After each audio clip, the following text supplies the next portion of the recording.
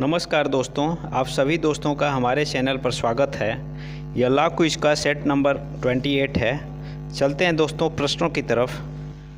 प्रश्न संख्या 1 है दोस्तों, यदि कोई अपराधी लोक सेवक की लापरवाही से जेल से भाग जाता है तो उस लोक सेवक को आईपीसी की धारा 223 के अंतर्गत कितनी सज़ा होगी?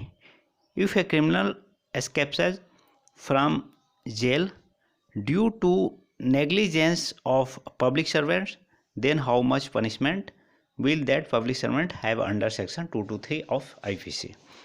दोस्तों, हम सभी लोग जानते हैं कि ये लोक सेवक की जिम्मेवारी होती है। यदि कोई भी अपराधी है, यदि कोई लोक सेवक की निगरानी में है कि वो भागने न पाए, उसकी सुरक्षा में है, लेकिन वो लापरवाही कर देता है, लोक सेवक जानबूझकर लापरवाही करता है या लापरवाही कर देता है और वह अपराधी जेल से भाग जाता है, तो आईपीसी की 223 धारा के अंतर्गत उस लोक सेवक को सज़ा का प्रावधान किया गया है। तो कितनी सज़ा होगी? तो ऑप्शन है नीचे, 4 ऑप्शन दिए गए हैं। पहला ऑप्शन है 2 वर्ष का कारावास या जुर्माना, ये दोनों। दूसरा ऑप्शन है 1 वर्ष का कारावास या जुर्माना, ये दोनों। और तीसरा ऑप्शन है 6 महीने का कारावास। और लास्ट ऑप्शन है केवल ₹5,000 का जुर्माना। दोस्तों, इसका सही आंसर होगा ऑप्शन 1, 2 वर्ष का कारावास या जुर्माना, या दोनों। इसे आप लोग ध्यान रखिएगा। चलते हैं अगले प्रश्न पे, इसे ट्रिक कर देते हैं। पहला ऑप्शन सही होगा। चलते हैं अगले प्रश्न पे। प्रश्न संख्या 2। प्रश्न संख्या 2 है दोस्तों, आपराधिक मानव वध के लिए दंड आईपीसी की किस धारा में दिया गया है? In which section of the IPC the punishment for criminal human slaughter is given? तो नीचे दिए गए हैं ऑप्शन, ये धारा के रूप में होगा। सेक्शन है सेक्शन 304। सेक्शन यहाँ पे मैंने मेंशन नहीं किया है, लेकिन सेक्शन ही दिए गए हैं क्योंकि ऊपर प्रश्न में सेक्शन पूछ रहा है। आपराधिक मानव वध के लिए दंड आईपीसी की किस धारा में? तो धाराएं नीचे दी गई हैं। 304, दूसरा ऑप्शन है 304A, तीसरा ऑप्शन है 304B और लास्ट ऑप्शन है 301। तो दोस्तों, इसका सही उत्तर होगा आपराधिक मानव वध। सबसे पहले ये समझते हैं कि आपराधिक मानव वध है किस में। वो परिभाषित है 299 में, 299 में आपराधिक मानव वध की परिभाषा दी गई है, लेकिन उसका पनिशमेंट जस्ट 300 में नहीं है, क्योंकि 300 में हत्या दिया गया है। लेकिन पनिशमेंट किस में है, यही पूछ रहा है कि आपराधिक मानव वध के लिए आईपीसी की किस धारा में दंड दिया गया, तो ये 304 में है दोस्तों। 304 को सही कर देंगे, 304 इज राइट। चलते हैं अगले प्रश्न पे। प्रश्न संख्या 3। तीसरा प्रश्न है दोस्तों, यदि आजीवन कारावास के अपराधी द्वारा हत्या का प्रयत्न किया जाता है तो उसे कितनी सज़ा होगी? मान लीजिए कि कोई भी अपराधी है जिसे आजीवन कारावास की सज़ा हो चुकी है, वो सज़ा काट रहा है और फिर वो हत्या कर देता है, तो उसे क्या सज़ा होगी? क्या वह आजीवन कारावास ही काटेगा? पहला ऑप्शन है आजीवन कारावास, और दूसरा ऑप्शन है 14 वर्ष का कारावास, और तीसरा ऑप्शन मृत्युदंड, और last option none of this. दोस्तों, यदि आजीवन कारावास का अपराधी है, उसके द्वारा हत्या का प्रयत्न किया जाता है या हत्या कर दिया जाता है, प्रयत्न में ही मृत्युदंड दिया जाता है, हत्या कर दे तो मृत्युदंड है ही, और ये कैपिटल पनिशमेंट है, बड़ा पनिशमेंट है, तो उसे मृत्युदंड की सज़ा दी जाएगी। तीसरा ऑप्शन सही होगा। चलते हैं दोस्तों अगले प्रश्न पे। प्रश्न संख्या 4। दोस्तों, बहुत दिनों से मैं वीडियो अपलोड नहीं कर पा रहा था, तो अब प्रॉपर हम वीडियो डालते रहेंगे। जैसे जैसे पेपर सेट तैयार करेंगे हम वीडियो डालते रहेंगे। यदि आप लोग हमारे चैनल पर नए होंगे तो हमारे चैनल को सब्सक्राइब जरूर करिएगा और अपने दोस्तों में शेयर भी करिए। यदि होने वाले आगामी एग्ज़ाम आरपीएफ रूल 72-70 की तैयारी करना, 70 का तो एग्ज़ाम 12 तारीख को हो गया, लेकिन 72 की भी तैयारी आप लोग कर रहे हैं, तो ज़रूर हमारे वीडियो को देखिए और अपने दोस्तों को भी शेयर करिए।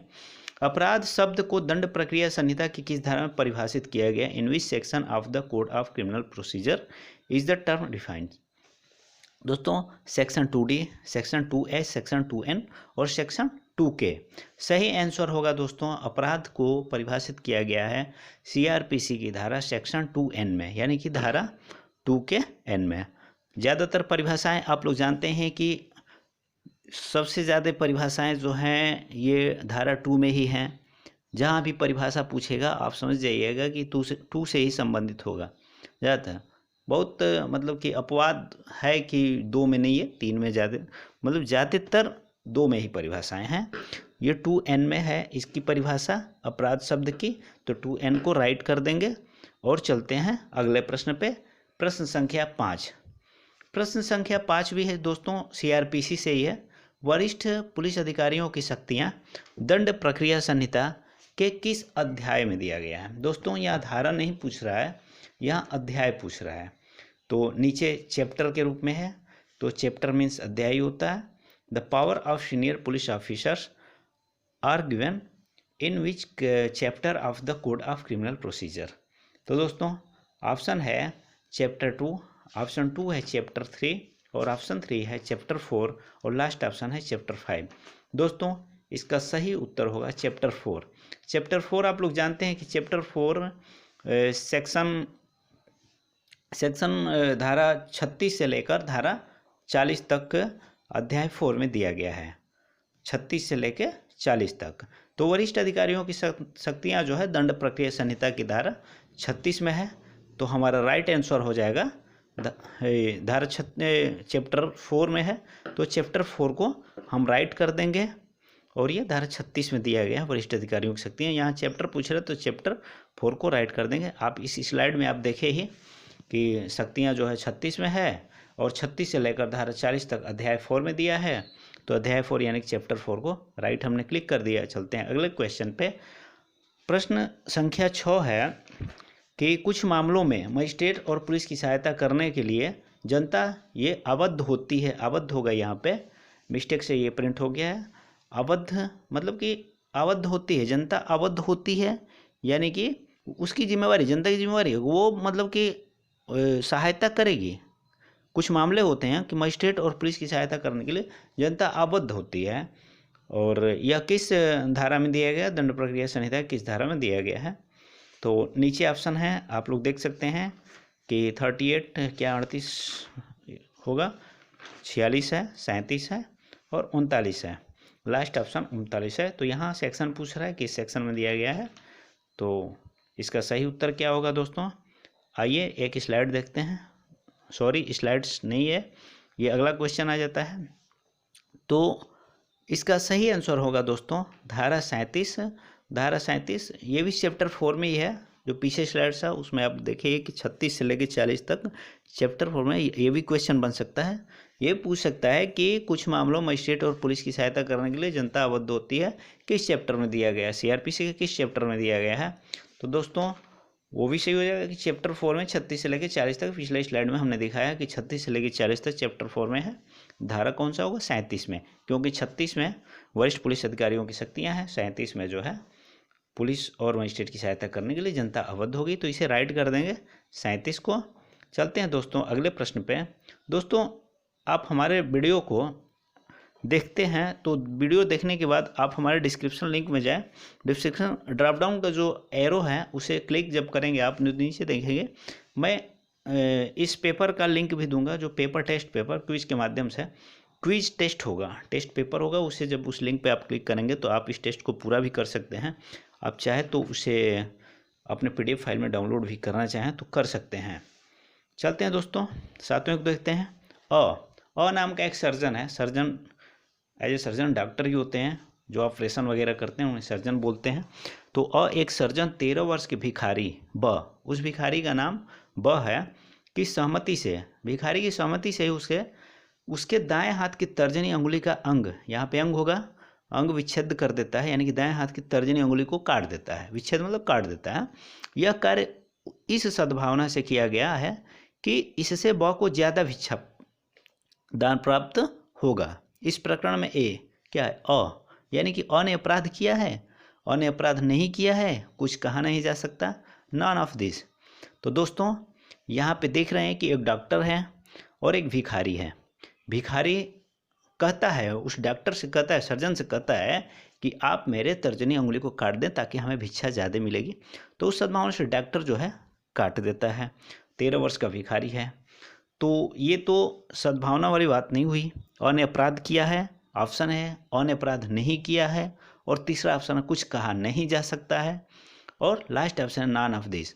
दोस्तों ऑप्शन में आप देख रहे हैं 2 ही ऑप्शन है जो सुटेबल हैं। एक तो ने यानी कि A has committed a crime, ने अपराध किया है या ने अपराध नहीं किया। इन्हीं 2 ऑप्शन में से कोई एक राइट आंसर होगा।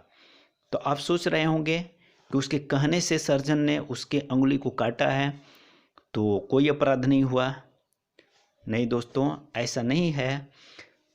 अ ने अपराध किया है, क्योंकि भले ही उसकी सहमति मिली, एक तो वो भिखारी है जो कि 13 वर्ष का है, नाबालिग है, तो ये सद्भावना के अंतर्गत नहीं आएगा।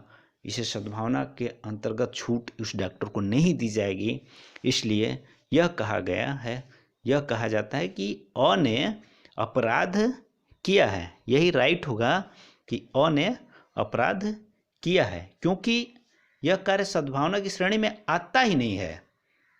ये सद्भावना की श्रेणी में उस डॉक्टर का कार्य, उस सर्जन का कार्य सद्भावना की श्रेणी में आएगा ही नहीं।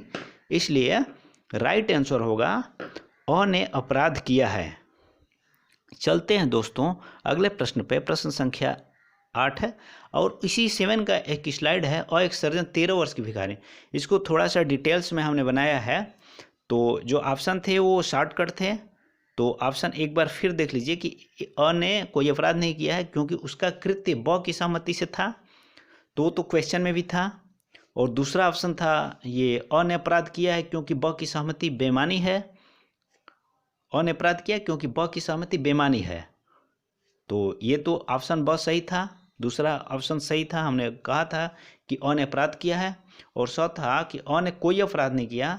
अब इसमें भी एक स्लाइड से, नया स्लाइड से हम जोड़े हैं कि अ ने कोई अपराध नहीं किया है। अ ने कोई अपराध नहीं किया है क्योंकि उसका कृत्य सद्भावना तथा ब के फायदे के लिए तथा ब की समझ से किया गया था। अ ने अपराध किया है क्योंकि उसका कृत्य भारतीय दर्शन के परिभाषा से सद्भावना की श्रेणी में नहीं आता है। यह द इज राइट होगा। अ ने अपराध किया है क्योंकि उसका कृत्य भारतीय दर्शन के परिभाषित सद्भावना की श्रेणी में नहीं आता है। तो दोस्तों इसका राइट आंसर था अपराध किया है। उसी का ये डिटेल था स्लाइड। थोड़ा इसका डिटेल अच्छे से इसको बनाया गया है ताकि अच्छे से समझ में आ जा सके। तो चलते हैं दोस्तों अगले प्रश्न पे। प्रश्न संख्या 8।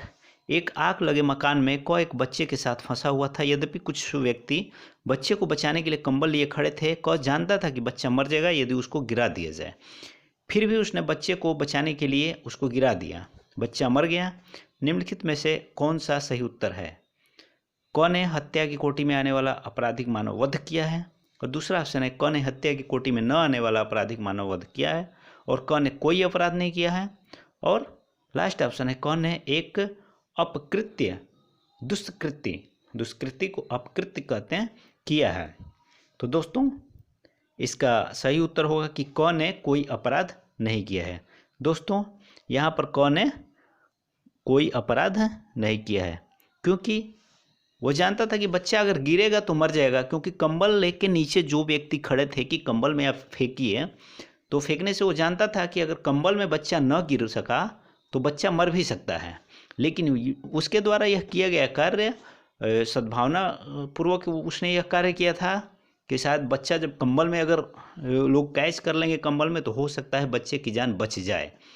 ऐसे भी उस बच्चे को आग लगा था तो बच्चे को मरना था, इसलिए उसने सोचा कि ऐसे भी मरना है तो हम क्यों न इसे उस कंबल में फेंकते हैं, नीचे जो कैच कर रहे हैं लोग, तो हो सकता है कि वो बच्चा बच जाए। तो उसने कोई अपराध नहीं किया। तो क ने कोई अपराध नहीं किया इज राइट। चलते हैं अगले प्रश्न पे। दोस्तों आप सभी लोग जानते हैं कि लॉ एग्ज़ाम से संबंधित जो भी एग्ज़ाम होते हैं, लॉ से संबंधित कोई भी एग्ज़ाम हो, उसके लिए उससे रिलेटेड भी ये अच्छे क्वेश्चन हम बना के 10-10 क्वेश्चन का क्विज भी डालते हैं। और आरपीएफ के होने वाले रूल 72 या 70 एग्ज़ाम के लिए भी ये इम्पॉर्टेंट क्वेश्चंस हैं। चलते हैं 9वें प्रश्न पे।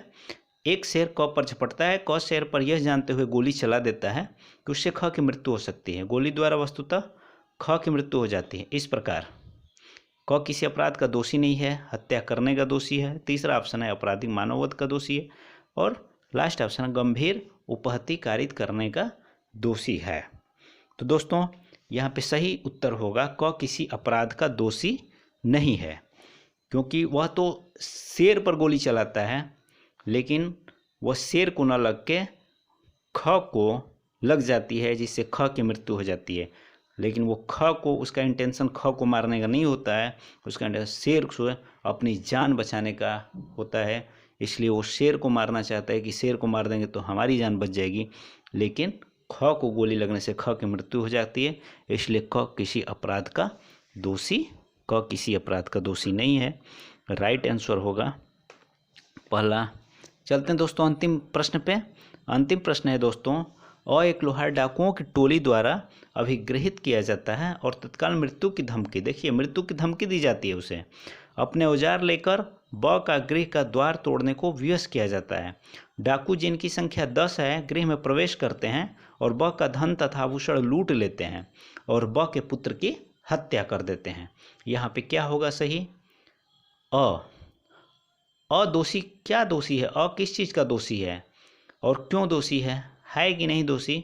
ऑप्शन से देखते हैं। ये एक लोहार जो कि औजार लेकर ब के गृह का द्वार तोड़ने को विवश किया जाता है, नामक एक लोहार को धमकी दिया जाता है डाकुओं द्वारा, तो क्या अदोषी होगा? डकैती तथा हत्या का दोषी है। या दूसरा ऑप्शन है गृह भेदन तथा डकैती के दुष्प्रेरण का दोषी है। और तीसरा ऑप्शन है किसी भी अपराध का दोषी नहीं है। और लास्ट ऑप्शन है कि डकैती करने के लिए तैयारी करने का दोषी है। नहीं दोस्तों, देखिए को धमकी दिया जाता है और धमकी देने के कारण जो है, इस स्लाइड को देखिए तब उस प्रश्न पे फिर चलते हैं। देखिए धारा 94 आईपीसी की धारा 94 का विवरण है कि भारतीय दंड संहिता की धारा 94 के अनुसार हत्या और मृत्यु से दंडनीय उन अपराधों को जो राज्य के विरुद्ध अपराध हैं उनको छोड़कर कोई बात अपराध नहीं है जो ऐसे व्यक्ति द्वारा की जाए जो उसे करने के लिए ऐसी धमकियों से विवश किया गया हो, जिनसे उस बात को करते समय उसको युक्त रूप से यह आशंका कारित हो गई हो कि अन्यथा परिणाम यह होगा कि उस व्यक्ति की तत्काल मृत्यु हो जाए।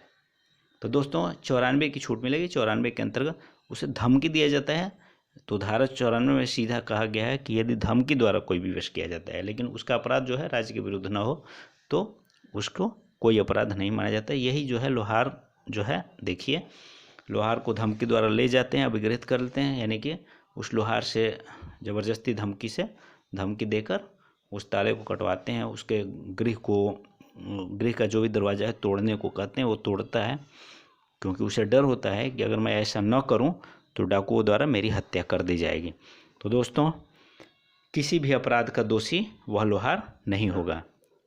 तो दोस्तों इसी के साथ ये लॉ क्विज सेट का समाप्त होता है। जल्द ही हम अगले सेट पर मिलेंगे, अगला 29 सेट होगा। तब तक के लिए नमस्कार दोस्तों। और यदि आप हमारे चैनल पर नए हैं तो हमारे चैनल को ज़रूर सब्सक्राइब करिएगा और अपने दोस्तों में भी शेयर करिएगा। नमस्कार दोस्तों।